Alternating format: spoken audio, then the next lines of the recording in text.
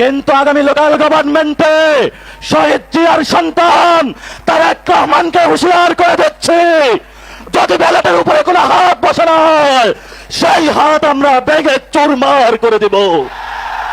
এই তো কয়েকদিন আগে আমাদের সামনে আমাদের প্রিয় ভাই আবু সাইদ মুগ্ধ অকাতরে প্রাণ দিয়ে গিয়ে আমাদেরকে শিখিয়ে গিয়েছেন, আল্লাহর জমিনে আমি রক্ত দিয়ে যাচ্ছি, এই জমিন তোমাদের কাছে আমানত রেখে যাচ্ছি, এই জমিন তোমাদের রক্ষা করতে হবে।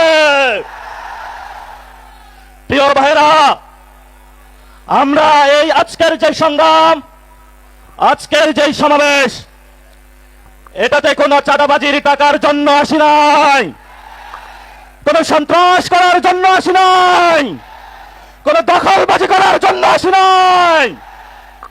আমরা আল্লাহ, তার রাসূল সাল্লাল্লাহু আলাইহি ওয়াসাল্লাম এবং 47-এ যারা শহীদ হয়েছিলেন, 71-এ যারা শহীদ হয়েছিলেন, 24-এ যারা শহীদ হয়েছিলেন, তাদের আকাঙ্ক্ষা বাস্তবায়ন করার জন্য এসেছি। তাদের আকাঙ্ক্ষা ছিল বাংলাদেশে সংস্কার বাস্তবায়ন হবে, একজন প্রধানমন্ত্রী দীর্ঘদিন ক্ষমতার মসনদে থেকে ফ্যাসিবাদী হওয়ার যে তার খায়েশ, সেটা বাংলার জনগণ রুখে দিয়ে নতুন বাংলাদেশ গঠন করবে। অসংখ্য ভাইয়ের এখনো পায়ে গুলির বুলেট লেগে রয়েছে, কারো হাত নাই, অনেক মা সন্তান হারিয়েছে, অনেক বাবা সন্তান হারিয়েছে। রাজশাহীর অলি গলিতে মাঠে প্রাণ করে শহীদের রক্ত এখনো সাক্ষী দিচ্ছে, বাংলার মানুষকে নির্যাতন করা হয়েছে। এই ইলেকশনে আমাদেরকে ভোট চুরি করা হয়েছে, আমরা বাংলাদেশের স্বার্থের জন্য চুপ থেকেছি। কিন্তু আগামী লোকাল গভর্নমেন্টে শহীদ জিয়ার সন্তান তারেক রহমানকে হুঁশিয়ার করে দিচ্ছে, যদি ব্যালটের উপরে কোনো হাত বসে না হয় সেই হাত আমরা বেগে চুরমার করে দিব। আমরা ধৈর্য ধারণ করছি, ধৈর্যের বাঁধ বাঁধবেন না।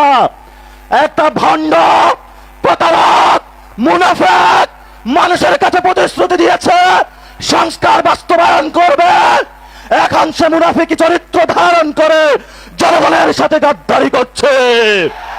আমরা অতীতে অনেক গাদ্দারদেরকে শাস্তি দিয়েছি, ইনশাআল্লাহ বাংলার মাটিতে যদি গণভোট বাস্তবায়ন না হয়, সংস্কার বাস্তবায়ন না হয়, বাংলার মাটিতে এদের বিচার হবেই হবে ইনশাআল্লাহ। শেষ কথা যেটা, পশ্চিমবঙ্গে গেরুয়া পতাকা এসেছে, আমরা এখানে আছি ইনশাআল্লাহ প্রস্তুত। সবাই প্রস্তুত আছেন?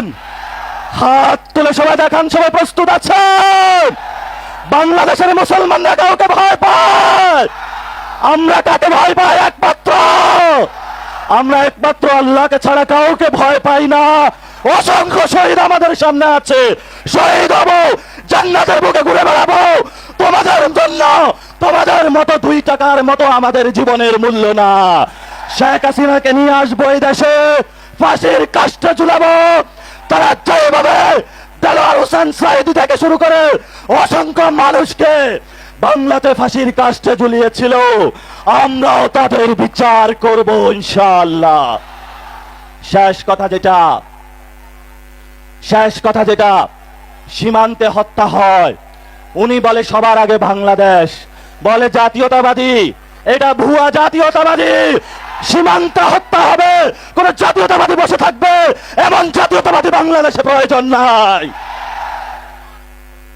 এই আমাদের রাজশাহীতে মাওলানা ভাসানী, এখানে দাদার বয়সী অনেকে রয়েছেন, 90 বছর বয়সে বলেছিল আমার জলের অধিকার লাগবে, ভারত তুমি বড় রাষ্ট্র হতে পারো, কিন্তু পানির অধিকার আমি ছাড়বো না।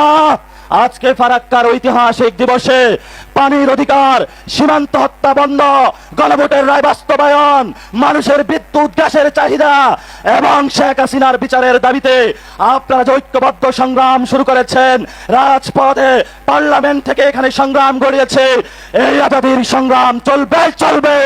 ইনকিলাব জিন্দাবাদ। আসসালামু আলাইকুম। কর্তৃপক্ষের কাছে ক্ষমা চাচ্ছি, একটু বেশি সময় নিয়ে গিয়েছি। আসসালামু আলাইকুম।